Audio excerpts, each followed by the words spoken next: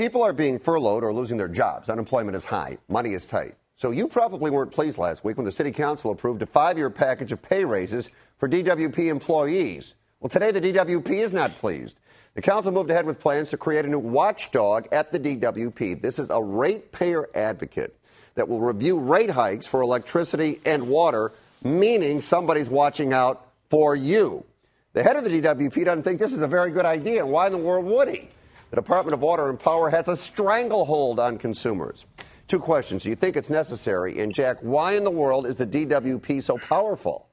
Well, it's powerful because that's the way L.A. was created. I mean, William Mulholland created Los Angeles by using water, power, diverting water from the Owens River, creating the San Fernando Valley. I mean, anyone who's seen Chinatown knows that's exactly why the DWP is so powerful. They created Los Angeles. Look, this ratepayer advocate thing, I get why the bloggers and the right-wingers and the angry activists and the Tea Party types are into this thing, but it's a stupid thing, okay? Why is it We stupid? have elected government in Los Angeles.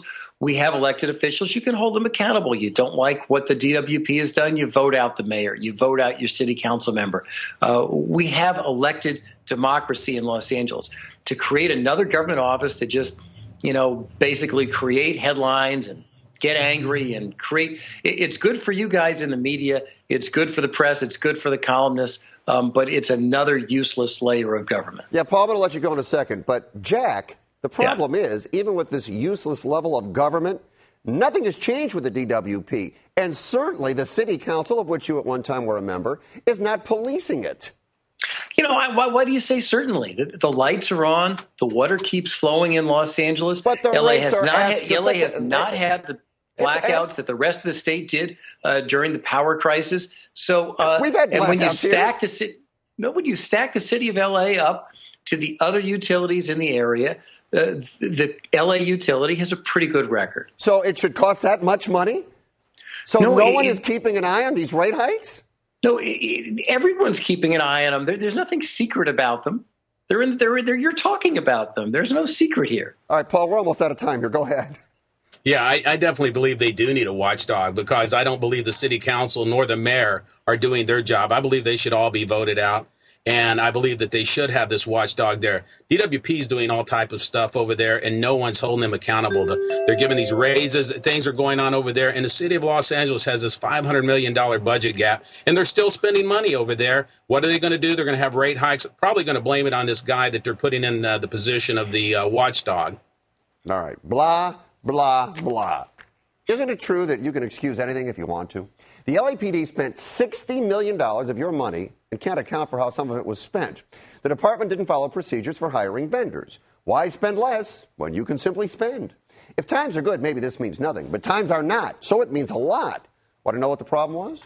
There was no comprehensive manual spelling out city policies. Once they have the manual, they know what they're supposed to do. $60 million at a time when the city is cutting back. William Bratton was the man in charge when this happened. He did a lot of good things for this city, but Paul, does this tarnish his legacy? Well, I truly believe it does because this spending has gone unchecked. And for $60 million to be spent, and the chief of police, no receipts, no one knowing actually who spent it. Did they go through the budgetary authority? No, they didn't. The chief had to know what was going on. Chief Beck said he's going to now do a big oversight, look at this. They're going to write a manual. This should have already been in place. That should have been one of the things they were looking at when the budget is like it is right now. It's bad. L.A. City is in such a worse crisis as it could ever be in. And they're spending money, and no one knows what they're spending it for. No receipts, nothing. So I believe, yes, this is going to tarnish Bratton's image, and I believe that they really need to take a good, hard look at what's going on at LAPD and what they're spending their money on. I'll tell you, Jack, the reason I find this so funny, and it's a function of government or big companies, we got a problem. Well, see, the problem was we didn't have a manual. If we just had this written down, stuff like this would have never happened. It's just textbook. What we just heard from Paul was just classic right-wing dribble. I mean, it's nonsense. Bratton is the best police chief we've ever had in the city of Los Angeles. He reformed the hell out of the place. And that's why they spent $60 million while he was sitting there, and he had no idea where it went.